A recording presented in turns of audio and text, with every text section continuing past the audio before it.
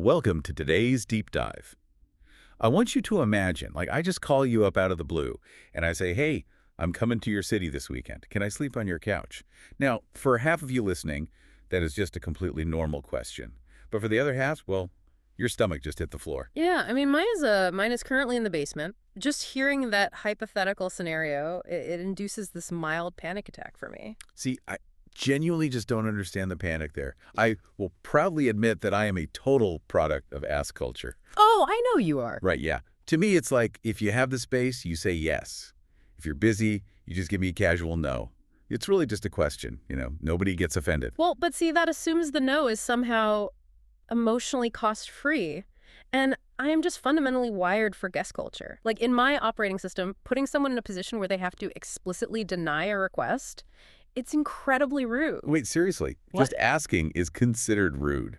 Yes, absolutely. You only ask for the couch if you are like 100% sure the host already wants you there. It's this entire cultural mechanism that's basically built around saving face for both parties. So instead of just communicating what you need, you're doing this like elaborate dance to avoid a two-letter word. It's not a dance, it's just being polite. But it seems wildly inefficient. I mean, from an ask perspective, we're really just, cutting out the guesswork. Right, you view it as efficiency. But to a guesser, that so-called efficiency comes off as aggressively blunt. When you ask for the couch directly, a guesser feels completely cornered. Wow, cornered. That's pretty intense. It is, yeah.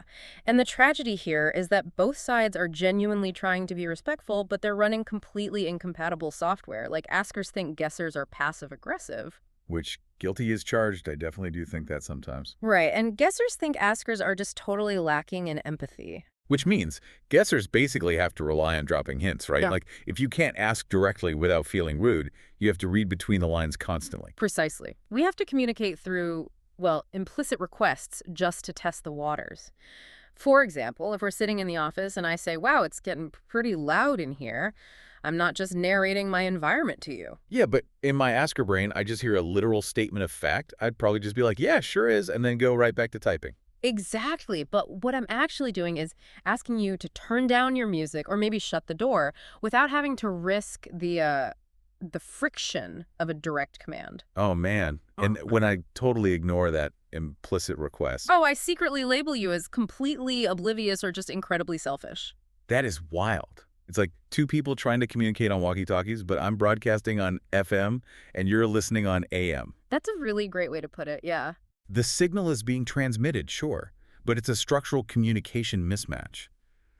I'm basically failing your psychic mind reading test just because I'm waiting for you to use your actual words. Well, fair enough. But if you're operating purely on that direct FM frequency, what happens when this clash moves into, say, a multinational corporate environment? Right, because workplaces generally reward ass culture, especially Western corporate offices. Exactly. You really can't just sit at your desk hoping management somehow reads between the lines and grants you a promotion. No, you have to explicitly advocate for yourself.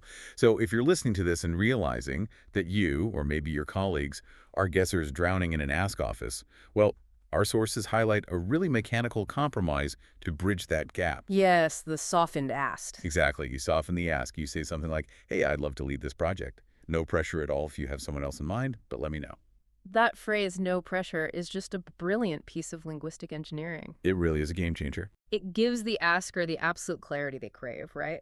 But it provides the guesser with an explicit social escape hatch. Like, they can say no without feeling like they are violating their core rule of politeness. Yeah, it preserves the relationship while still getting the actual request on the table. And honestly, once you recognize this dynamic, you start seeing it everywhere. Oh, everywhere. In networking, team meetings, literally all your friendships. You can literally ask yourself in the moment, wait, am I broadcasting to an asker or a guesser right now? So here's a thought for you to take away from this. Consider the biggest, most frustrating recurring argument you have with a close friend or partner. Well, we all have one of those. Right. Just look back at the mechanics of that conflict. How much of that friction isn't actually about the topic itself, but is really just an unrecognized, silent clash between an asker and a guesser?